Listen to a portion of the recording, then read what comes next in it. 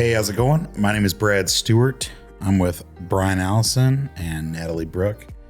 And we are here with Cedar Studio. And we're talking about songwriting and talking about some of the things that, songwriting at its essence is storytelling.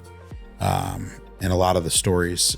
So I just wanted to talk to you guys about what's a song or maybe a group of songs, or what did you have to overcome, and how did it lead into the songwriting process? Sure, I'll start. Oof. I mean, so cliche, but relationships, right? It's a good one to draw. Such a good one. People. It's such an original one, right? Humans. Now I have a song that I wrote like after a breakup. Nowhere Near. You guys know that. Actually did a music video for that one with Leland of Cedar Studio. All right. Yeah. Anyway, so yeah, that was a really difficult breakup, just because I knew like we weren't headed down the same road together. Just especially spiritually, we were just in very different places. In even just believing in God. But it was a really kind of back and forth situation for a while. And it was a big leap of faith for me to end that relationship, like believing that God had somebody else for me with like just as much of a deep connection and, all the things that were good about that relationship that I valued, but I knew like this huge side wasn't right. So writing that song was a little bit cathartic, I guess, because in one part of the song I talk about like, it's like a revamp of the chorus. We're driving different ways, shifting different gears, and kind of this idea in my mind was like, we're both in a truck, trying to like, I'm trying to drive this way and you're trying to drive this way. So not only is there the frustration of that, but we're literally not going anywhere in life. We're not moving forward together.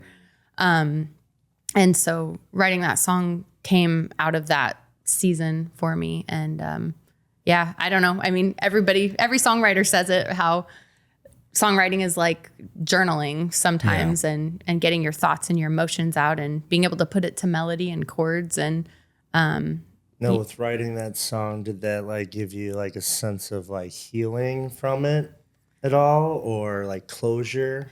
Yeah, it did. I mean, and I feel like the song itself is kind of that journey of me like looking back, and like we've broken up, but I'm looking back, right? Because I told you there's that back and forth time. But then at the end of the song, it's the line in the sand of like, but no, we're going literally nowhere. So yeah, it was definitely helpful in that way, for sure. Yeah. Did you sit down to like intentionally kind of go through that process, or like, oh no, just did it just roll out? It's not intentional. I mean, so the chorus of the song is, I still watch as your car shrinks in my rearview mirror. And literally it was a rainy, foggy night. This person and I were involved in like all the facets of each other's lives, work and music and like all the things. Yeah. So we're parting ways one night, and like on a rainy night, and I'm driving one way and he's driving the other, and I'm literally like watching my rear view mirror, like watching his car get smaller, and that kind of was the, I guess, inspiration for the song. Yeah. And it was a really sad, depressing time because there was this tug of war. But like I said, in the end of that song, it was very much where I was. It's like, there's this peace, there's this settling of like, no, this is what's right, Yeah. So yeah, I love the personal experiences, because I know that there's a lot of songwriters who draw from like fictional stories, and I'm kind of envious of a lot of those people. But there's so much that's personal, especially with you guys. Like Brian, you write tons of stuff that's like all about overcoming, especially here in Nashville, Right? and just that process. What gets you stuck on a line or on a hook? And for me, like when I'm writing, I'm obviously influenced by what's happening or what season I'm going through. And like for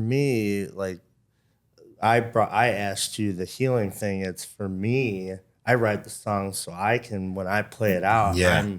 I'm healing myself, and knowing that, like Worth Breaking, Good Is Gone, all those tunes, I mean, all of them. I mean, it's like, and one that sticks out to me, like one that I actually sat down and just kind of poured out was after my dad passed away. It was, Carry You.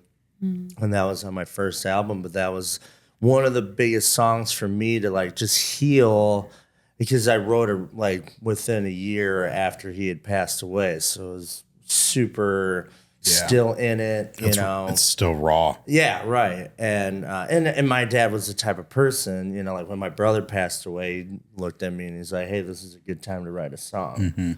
So like when he passed away, like I could feel that, where I was like, this is probably when I should write a song. And and I cut that one, but it's just, it gave me so much, healing from it, because it is just about, one of the lines is, you laid your soul to rest in my arms and I will carry you. Like, your memory will live on through me. And, there's so many things that I see my dad and me now, and even to the slip-on shoes. and the cargo shorts. But, it's a sense of, it's healing. And then you see other people connect with it. And, and that's the power of music. And that's what I want to write about, what I go through, because I know other people are going through the same thing, and I want them to heal and feel better about themselves, or know that, it's really hard right now, but I've gone through so much in my life, and I've had to overcome so many things so many times.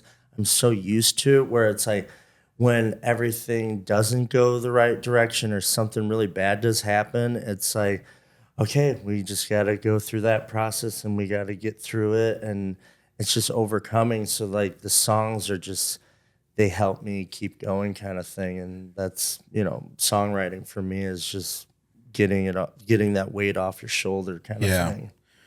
Well, I love that idea of other people connecting with it too, because when I first started songwriting, I say first started really early on. I started for myself. Then I got to this place where I was like, well, I really want other people to connect with this. And I fell into the trap of trying to write so vaguely and so generically that someone could interpret it their own way. And it got to the point where the songs didn't say anything at all. You know what I mean?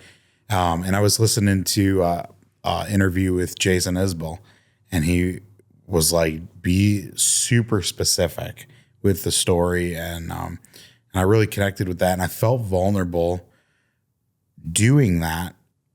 But those end up being the songs that people connect with the most, even though the intricacies of the situation are different.